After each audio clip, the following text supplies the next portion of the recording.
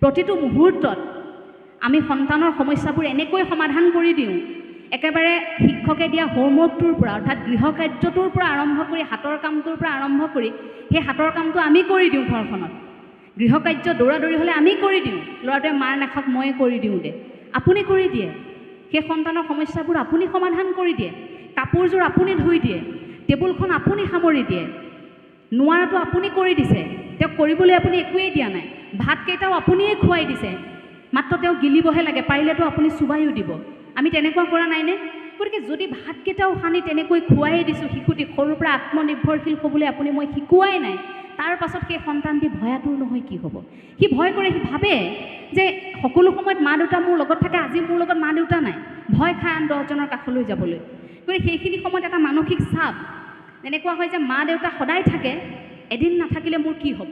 সেই ভয়টোৱে তেওঁক লাহে লাহে লাহে লাহে এটা মানসিক চাপলৈ তেওঁক লৈ যায়। গতিকে সেই মানসিক চাপটো যাতে বৃদ্ধি নাপায়, তাৰ বাবে আপুনি মই শিশুৰ সমস্যাবোৰ আমি ঘৰতে লাহে লাহে তেওঁলোকক সমাধান কৰিবলৈ দিব লাগিব।